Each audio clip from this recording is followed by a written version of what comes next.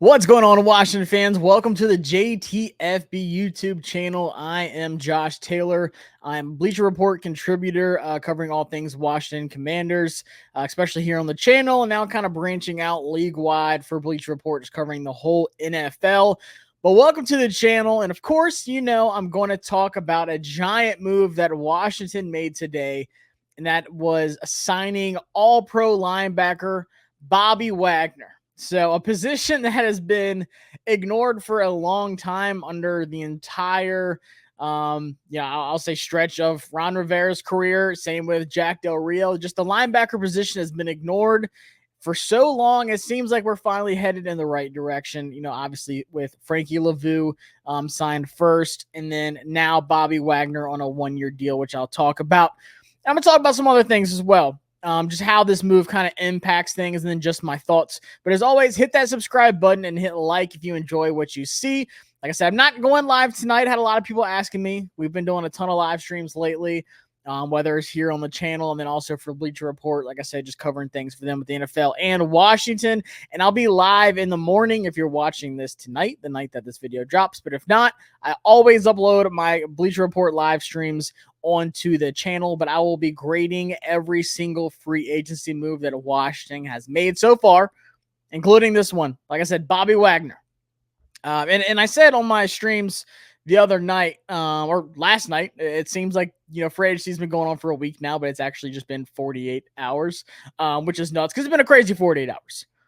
But Bobby Wagner is the latest, and who knows if anything else happens. I don't think Washington is done. I've kind of dropped some things for y'all on X recently at Josh Taylor FB if you aren't following me already. But it's a one-year deal worth up to $8.5 million, which includes $6 million guaranteed, and then obviously just like an incentive-based contract, pretty much the same as like Austin Eckler and Marcus Mariota got. So you see a trend with these contracts that Adam Peters is giving out to these guys, whether it's, younger guys, like I said, those ascending guys that are looking for more of a role that we've signed and, have the best ball ahead of them, or some of these veteran guys where it's just really cost effective the first year of the contract. Very cost effective. We still have a lot of money. We still have probably, it depends, like if you want to count in, the draft picks and what you have to, pay for that. Obviously, it depends on like what you draft, and that can change a good bit. But I saw this morning, and they haven't really figured out with the Bobby Wagner money yet. They're kind of still getting all that in. But it looks like that Washington was right at $75.55 million in salary cap without adding Marcus Mariota, Clelin Ferrell, Ertz, Biadasz, and Dante Fowler, and then, of course, now Bobby Wagner. So realistically, it's probably, if I had to guess, somewhere around, I'd say about 50 or so, 50 and some change after this, maybe right at like 50. So we still have some money to spend. But like I said, this deal was very favorable for Washington, adding a veteran linebacker. And like I said, I want to talk about this. I want to talk about Dan Quinn and Bobby Wagner and what this really means, and just some reactions, that I've seen out there. But I want to pull up Bobby Wagner last year and how he was with the Seahawks. He's been with the Seahawks for such a long time, went to the Rams for a year, went back to the Seahawks last year and had a really good year. And he's 33, almost 34 years old, and it doesn't seem like he's skipping a beat. Had 130 solo tackles last year, which was second in the league. Had 50 assists, which was tied for third.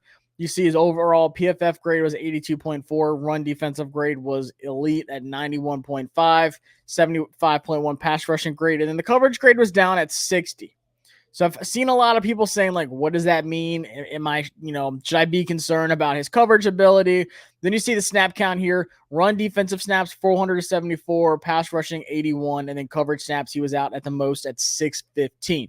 So he was out in coverage a lot with Seattle. Him and Brooks both were asked to do a lot at the linebacker core in Seattle last year. But like I said, the stats here like show that he hasn't skipped a beat when it comes to like what he does best, stopping the run, like not letting these big plays happen in the run game, which is something that we've struggled a lot with. But you also have a leader and a veteran presence in that linebacker room. And we've already heard a lot about Frankie Luvu and how he is on the field and his, characteristic and how he's a leader on the field as well. The whole linebacker room with those two guys, obviously Jamon Davis gets a lot better too. And I'm going to talk about Jamon Davis as well. But just think about the leadership qualities of Frankie Luvu, who was a leader on the entire Panthers defense over the last few years. And then you have Bobby Wagner, like I said, all-pro, linebacker, someone that's been in the league for a long time. Honestly, like a Hall of Fame caliber linebacker. I think one day Bobby Wagner will be in the Hall of Fame. So he's reunited with Dan Quinn, and because Dan Quinn was back there with Seattle. And also Ken Norton, he's reunited with Ken Norton Jr. as well. So they have that going for them.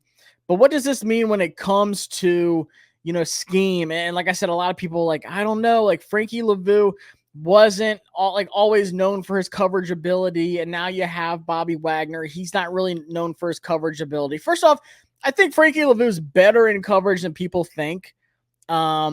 It's just also I talked about this a little bit, just how that Panthers defense was, how they're always behind. It's just put so much stress on them. They're on the field a lot. That Panthers offense struggled mightily, and it kind of just fell on the defensive side of the ball for the Panthers. So you kind of feel bad for them. But when it comes to Bobby Wagner, is he the best in coverage? No. And I'm not going to sit here and say expect this guy, be an interception machine. He's going to pass breakups, coverage. He's going to be the guy. But I want to talk about this. Here's the numbers. Like I said, you see the numbers. Dan Quinn in Dallas, when it came down to it, what he did best was putting guys in a position where those front seven are getting after the quarterback. You're getting pressure up front, whether it's off the defensive line, sending blitzes with the linebackers, whatever, and letting the secondary just eat and get, obviously you saw what Deron Bland did. And it put a lot of stress on offenses, on quarterbacks to get rid of the ball quick. And it led to a lot of interceptions. It led to a lot of mistakes. And we've already seen a little bit come out about how, Jamon Davis might have a slightly different role. I don't think he's going to be this hand in the dirt Micah Parsons type. But I think Dan Quinn's going to let him get after the quarterback, pin those ears back and get after the quarterback. I think he's pretty good at it. I think we've seen flashes of it when he's actually been asked to get after the quarterback. He can do it. Now, with that being said, I don't think Jamon Davis is going to be some third down guy who is just, like I said, hand in the dirt, on the edge out there with, Dorrance Armstrong or Farrell or Fowler. I don't think that's what's going to happen with Jamon. I still think Jamon's going to be, a traditional linebacker, but he's going to be allowed to do more, be allowed to play more freely. And I've talked about this a lot of times when it comes to Jamon. If he had two things, actual coaching, and then also better talent around him, especially at that linebacker position, more, most importantly, I think Jamon Davis would be so much better. Guys, we're going from Cody Barton and David Mayo to Frankie Luvu and Bobby Wagner. If you're not excited about that, I don't know what to tell you. You need to check into a hospital, check your heartbeat, and or just go rewatch the defense last year and talk yourself into it, because this should excite you. This should absolutely excite you.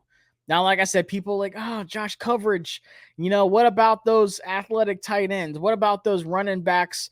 There's gonna be some mismatches, and there's gonna be some, bad matchups there, Josh. I'm concerned still. That's fine. Once again, I'm not going to sit here and act like Bobby Wagner is the best coverage linebacker in the NFL. But like I said, I think Frankie Luvu is going to be better than what people think in coverage. I think Frankie Luvu is going to be amazing in Dan Quinn's defense. I think Bobby Wagner is going to be amazing in that defense. And I think Jamon Davis is going to take a step up as well. And we've seen Jamon Davis, he has the speed. He has the athleticism. He just needs to be put in a position to succeed. And I think, obviously, Dan Quinn and Joe Whitt Jr. are going to know how to do that. But I also want to talk about this. I'm not concerned with coverage because, one, we don't know a couple things. But two, I'm also intrigued to see what Dan Quinn and Joe Whitt Jr. do in a couple different schemes. And this is what I mean. If you remember the press conference with Joe Whitt Jr., he was asked, like, hey, you're all going to run a 3-4, 4-3. He said, it doesn't matter.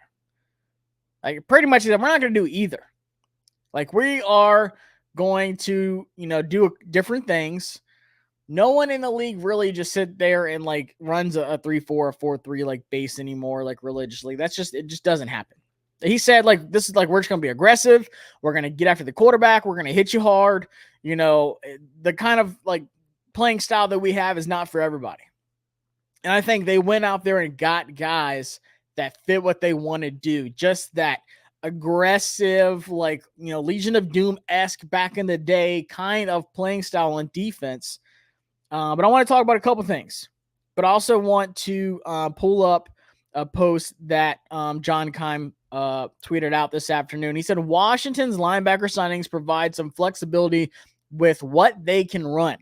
So like I said, really I remember that press conference that Joe Whitt Jr. said, like, we're not going to run a 3-4. We're not going to really run a 4-3. We're just going to play really good defense.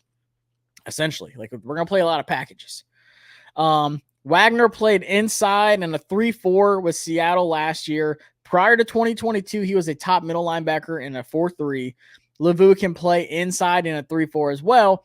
Davis can move around a bit. So there's a lot of different moving pieces that he can do. Now, also something to remember is what Dan Quinn did in Dallas last year. Not a lot of people in Washington side know this, but he had a safety named Marquise Bell, who I loved. Florida A&M. Shout out to Florida A&M. Love Marquise Bell.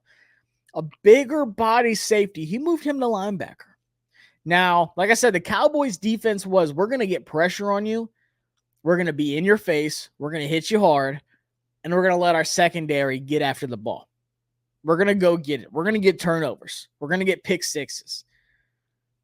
And that front seven, whether it's in coverage with the linebackers or we're bringing the linebackers too, we're going to get after you. And that's what he's going to do with Washington. Obviously that line, I think you can see some 4-3. You can see some 3-4. You're going to see some 5-2. You're going to see some big dime and you're going to see some big nickel. And that's what I'm most interested about. With Bobby Wagner, you can do different things. He played a ton of snaps last year, pretty much played like every snap. It was like 98% or something. But I don't know if Bobby Wagner is going to be on the field. Not saying he's going to come off the field on third down, third and long, something like that. But I think there's just going to be so many different things they can do, so many different packages. There's going to be plays where like Bobby Wagner is not on the field because of this. He has a player like Marquise Bell on Washington right now. In fact, he kind of has two. But there's one that really resembles what he was looking for, in Marquise Bell when he moved him from safety to a linebacker. And it's a new addition that we got. And his name's Jeremy Chen. Now, Jeremy Chen is one of those guys who, first two seasons, I've already talked about him a good bit, but I'm just going to talk about him a little bit because it really does hit home with Bobby Wagner and this defense overall. Jeremy Chen, when he is healthy, he is really good. He is one of those Swiss Army knife pieces that can play safety, but he's so big that he can play, more of that box safety style, but also move around, play a little bit of that, like that linebacker role. And people are like, oh my God, here we go. Like Landon Collins, is this what you're telling me? We got Landon Collins? No. I think it's a much different look. I think it's a much different approach when you have what Dan Quinn and Joe Whitt Jr. do on defenses. Now, like I said, this guy, he just needs to stay healthy. But this is big. This is a guy who can play in especially a big dime or a big nickel package. He can be that extra DB or he can be that extra safety when you have like two linebackers on the field. So say you have, third and long, you have Jamon Davis, and then you have Frankie Luvu, and then you have Jeremy Chen as that guy who's kind of like spying, like in a Tampa 2, like that guy that kind of drops back in that middle linebacker spot on like a Tampa 2. I could see Jeremy Chen being that guy. So people are like, Josh, I don't know about coverage. I think Dan Quinn and Joe Whitt Jr. are going to have that coverage thing handled. Like I said, they're going to put pressure. You're not going to have a lot of time to throw the ball. You're going to have a lot of pressure in your face, but you're going to have guys like Jeremy Chen back there. And then I want to see what he's going to do with Quan Martin. Obviously, we're still waiting for a couple dominoes to fall with the corners, with safeties, with Cam Curl, with Kendall Fuller. I dropped a little nugget today saying that Washington checked in on corner Greg Newsome for the Browns. I'm keeping an eye on that. Don't worry. But I'm really interested to see what happens with the rest of these corner signings. I'm also not ruling out Washington being super aggressive and trading for L'Jarius Sneed. I'm not ruling that out. Trade a second for Sneed, especially if you lose Fuller. But there's going to be so much things they can do in coverage with different packages. You know, maybe they'll bring some blitzes. Maybe you'll see some packages where Jeremy Chen and Quan Martin are on the field at the same time, kind of covering that middle. Like I said, there's still some more to be unlocked. There's still some more that we don't know yet to say, look, this is the exact blueprint. There's still some dominoes that have to fall, so stay tuned. There's more coming. Like I said, I'm going to do a full breakdown on every single signing, pretty much every signing. I'm not going to look at, Marcus Mariota. I'm not going to look at our kicker. I'm not going to look at the long snapper. Like, sorry, Brandon and Tyler. Not going to be doing all 22 on y'all. But I'm going to take a look at guys like Jeremy Chin and show you things you can do with them. Different, when you are that defensive guy, and some people have said it too, like, when you're kind of, moved around and doing different things, maybe it can kind of hinder your growth in a certain spot. Like maybe he'd be a really good, strong safety at 6'3", 220. Like I think he could do it. So if you lose Cam Curl, which I think could happen, I think Jeremy Chin could absolutely be his replacement at that strong safety spot.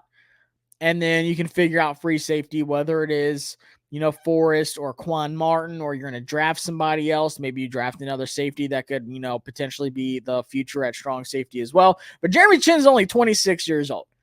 But like I said, he is 6'3", 220 pounds. If he can get back to who he was those first two seasons, like I said, last 2 seasons, he's been kind of hurt. Things haven't been the prettiest. But Jeremy Chin said, I choose Washington. He had multiple offers that came out. He said, I want to go there. I want to play with Dan Quinn and Joe Whitt Jr. I want to be in that defense with Coach Whitt. Like, use me the way you want to, and I trust what you're going to do with me. So I'm excited about this because of what you're going to get from the linebacker position with Bobby Wagner, with Frankie Luvu, and with Jamon Davis. And like I said, a lot of people think Jamon's just going to, be like a new Micah Parsons. I don't think that's the case.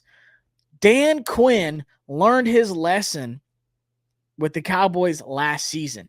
Their defense was amazing. Phenomenal defense. But they lacked a true linebacker on that defense. They struggled with a true linebacker. Like I said, you're not going to ask Micah Parsons to just be back there as a linebacker. He's going to be used more as a DN, and that's what they're doing right now. He's not a traditional linebacker. Put him on the line and let him be that lion and get after the quarterback. That's what Micah Parsons does. So like I said, they had to move Marquise Bell to linebacker, and he played really good. You check PFF linebackers rankings last year, Marquise Bell was actually really high. For a guy that got moved from safety to linebacker, he did a great job. He was great. So keep that in mind. I think he can do the same thing with Jeremy Chin, but there's so many different packages. Teams are going to be guessing. You're going to have so many different looks on defense. I cannot wait to see what this defense looks like. I know it's early. I know I'm excited. I know we haven't even drafted anybody yet. But I'm telling you guys, people are like, I don't know, Bobby Wagner's old. Like I said, I'm not expecting Bobby Wagner to just be some like ball hawking linebacker like he was in like Seattle. Like I'm not expecting that. But we finally have a true linebacker room that does not consist of Cody Barton and David Mayo and a bunch of other old guys. And then Jamon Davis just kind of out there just doing like everything else. Like, I'm not playing to my best. So I think obviously Frankie Luvu, in my opinion, has been the best signing for us. Like I'm ecstatic for Frankie Luvu. Ecstatic for that. But I think adding Bobby Wagner, that veteran presence, really adds so much to this defense. So I'm super excited, guys. Let me know what y'all think. Like I said, I'll be going live tomorrow to really, grade all of this on the Bleacher Report app. So stay tuned to that and hit subscribe while you're here. But in the comments below, let me know what you think of the signing. How are you feeling? Do you hate the signing? Like I said, I've seen a little bit of both on X so far. People like, Bobby Wagner, I'd rather had so-and-so. This is a guy that Dan Quinn knows. He knows the playing style of Dan Quinn. He knows what to expect. He knows how to implement that to others. And just remember how bad this defense was last year. So we're going to get after the quarterback. We're going to get pressure up front. And we're going to let the secondary be, all over the field. Ball hawk, be the first there. In on every play. High motor, high effort. And I think you're going to see some different rotational packages. Like I said, there's a couple dominoes to fall before I really get a complete idea of this blueprint of the defense. But so far, it's starting to click for me of what we can expect. So I'm excited to see what other moves are made. Stay tuned. I'm going to come back to the channel if any news breaks. Heck, I might even go live. Just hit that subscribe button, turn notifications on in case I do, and I'll see y'all next time. Peace.